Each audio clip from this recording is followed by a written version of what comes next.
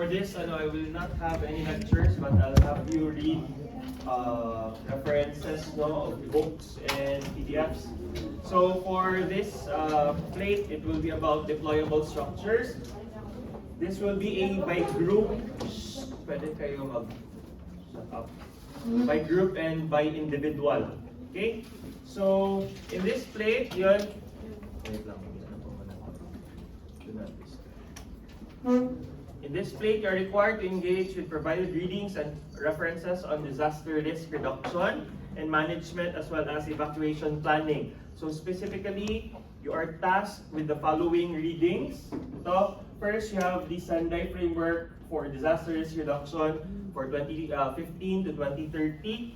Then you'll have the Philippine National Disaster Preparedness Plan and the RRF policies in the Philippines, and also the Disaster Management Plan in Japan and their policies and actions. So basically, you'll have two references for disaster risk reduction, and you need to gather the data, especially policies, frameworks, and what are the processes they're implementing, especially for the RRM.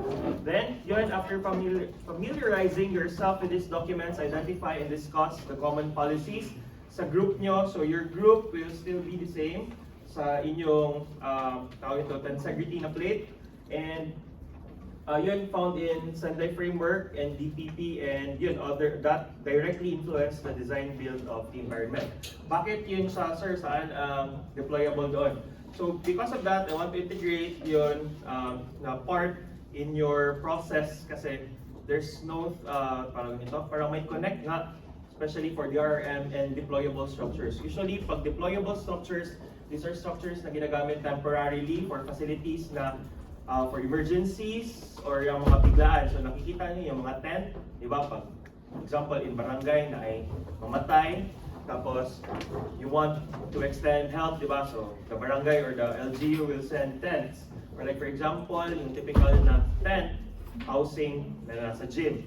So later on, I'll show you samples for at least you are guided with this. So, for the requirements for by group, yan, you need to choose a site na frequently exposed to disasters such as water-induced calamities, meteorological hazards like flood, rain, then also seismic activities. Siyempre, ano seismic activities? Earthquakes. Then, ano daw? My house daw, kasal. Say, sorry. It's a joke. Yung nabahaan yun siya. My house. So based on the Sendai Framework for Disaster Risk Reduction, NDPP and DRM policies in the Philippines, create a framework that will be implemented in your DRRM plan. So meaning, you need to choose a specific site. For example, let's say Jade Valley. So you need to check the hazards na saan sila exposed. Then after that, if you check yung hazards, you need to check yung policies. Kaya di ba, mas mauna basahin yung Sendai Framework, Philippine DRM, and yung sa Japan para makakreate kayo ng specific na framework based on the specific location. Because what we have here in the Philippines right now is just the general type. Kumbaga, pag naay bagyo, signal number 1, 2, 3, 4, 5. So, signal number 1, warning, 2, 3, di ba, yung na. Tapos after that, you need to evacuate. Na iban, forced evacuation or still, magstay sila sa balay, i-rescue sila na sila sa ato. Di ba, marling na siya. So, yun. Okay, so that would be your group play. So, the same site, need to create a framework, then create the maps, i-overlay nyo lahat. Then you need to check ilan, tawag nito, identification ng hazard, overlaying sa map, and also identifying yung demographics ng inyong mga, tawag nito, exposed na population. Then, for the individual, after choosing the site and identifying the hazards, you are tasked to design a deployable structure to be used in emergencies such as evacuation, evacuation for the chosen community. Okay? So for the requirements, design concept, write-up, and the DRRM framework. So it's tawag ito, yun yung by group. So that's your parang concept sheet overall. So hazard maps and supporting data, so yung mga demographics, ilan yung saan yung what we call this political boundaries. Sabi natin you chose a specific barangay, or kung gusto nyo magpili kayo ng whole district, ganon. Then floor plan and elevation, that's for the deployable structure, which is the individual. So sabihin natin, for in a group kayo, yung concept sheet and yung hazard mapping and the framework would be as a group. But then again, your design for the deployable structure is individual. Okay? Then, yun, for your design, it's need nyo mag-provide ng elevation, floor plan, exploded axonometric view, explaining the process of the assemblage. So, paano siya i-assemble? 1, 2, 3, 4, 5. It's a process. Then, material specification, ano yung gamitin nyo. Then also, construction blow-up detail for the technical aspects. So, ang required na paper for this are A3 sheets. Okay, di na yung same sa A2. Then, yun, online submissions, the same thing. Hindi pa final ang week 10 na submission. I might change that since may mga other circumstances na parang baka wala ako dito sa Davao by that time, so baka ma-move siya, pero hindi siya assurance. Okay? Let me remind you na I already considered yung mga gipang extend, di ba natin sa M1, binawasan ko na din ang plate. Okay? So, wala dapat ako marinig na mag-yaw-yaw sir, parang ka-early. No. That was more than the extension. So, you need to catch up. Kaya ako ang na-delay, kaya ako ang nag-adjust for that. Okay? So yun, then here are the references. I already uploaded that to BBL. You can open that. I think 3 PM yan siya So ayan siya. Then next, this is the, so actually, ang ginapa-apply namin minsan sa inyo is our plates in masters. Okay? Para advance na din kayo.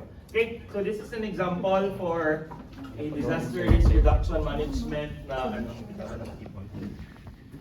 tawag nito, identification. So we were tasked to create this, then also ang chosen site was in Noveleta, or hindi daw kami really familiar with the place.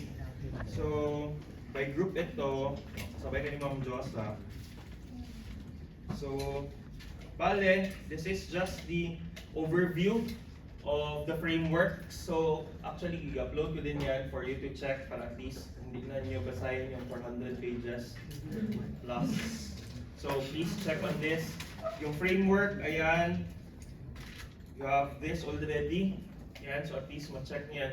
Then, please check yung sa UN na mga links could help you para to digest properly the data and the framework. And nandito din yung sa disaster, comparison to Yogo framework, which is from the Sendai, and also from yung sa Philippines. So makita nyo kung gaano siya in comparison, gaano difference ba sa specificity and parang general na framework. So there's no really, tawag ito, basta ma-compare nyo siya. Then yun, this is from the Philippines. So very broad compared to the to this very specific na frameworks. Then ito, the mapping. So you need to overlay kung what type, for example, flood hazard in the specific location. Then also, yun, alam niyo naman yung mga maps, no? Project NOAA, Geoanalytics PH, Hazard Hunter.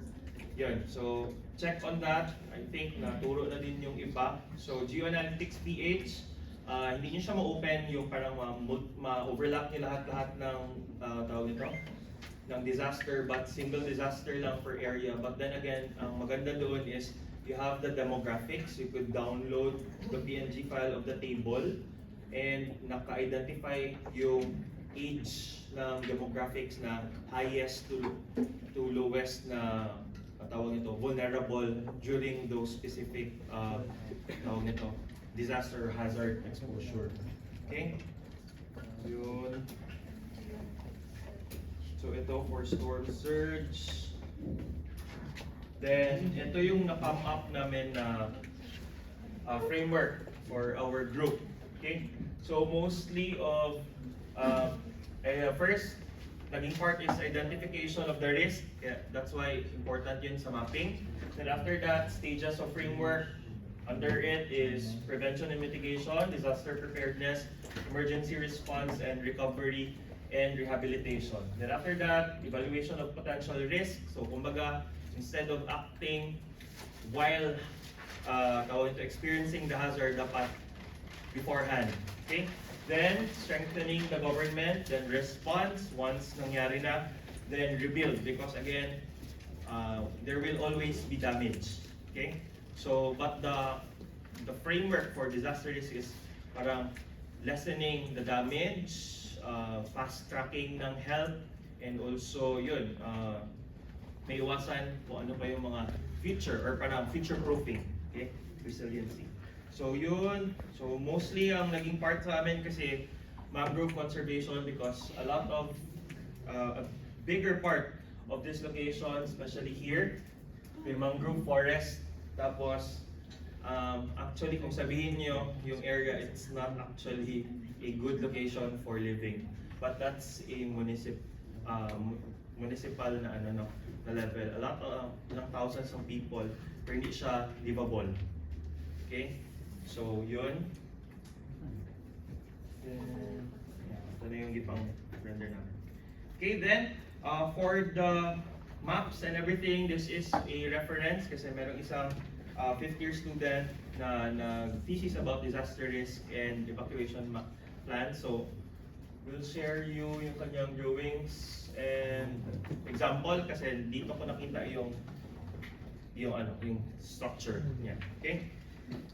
So yan, this was an excerpt from his statement of the problem. Branding niya. So ito yung mga maps niya. So it's either, paano niyo siya hanapin? So yung flood, rain-induced na landslides, then liquefaction, then ito, he identified the current evacuation centers in Talomo District. So yun, nahanap niya. Then yung mga travel time, distances, then yun, different, what you call this, data based on the zoning and mga diagrams, mga analysis. Yan. Ito, hindi na to dito. Wait. Let's skip that kasi yung important is nandito na parts. Sir, okay na yun ang basis. Yeah, this was defended during second term. Nabuko ko ba dito next? Wala na, Ma'am Josa.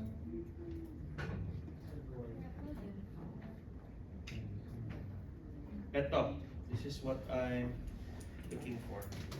This is his modular tent, so somehow ganito yung inspiration behind sa disaster risk management.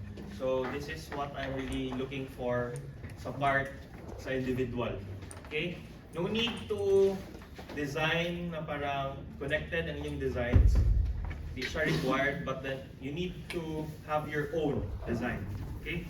So, ito very specific lang ito na naka-dimensions, naka-plan, and naka-tawag na ito, naka-elevations. But what I need is yung configurations, yung good, if ever there's no disaster, so naka-hipos siya, like that. Then if ever na ay disaster, so i-deploy na siya, ingani ang itsura. Then what are the parts? Ganun. Okay? So sa deployable structures, again, kasali na yung mga tensile, space frame, tensegrity. Okay? Yeah, very ano siya, tawag Maraming nito. options there. Yeah, maraming options. Okay, again, so yun, easily ma-transport, modular, yun, deployable, and lightweight, usually ganun. Okay?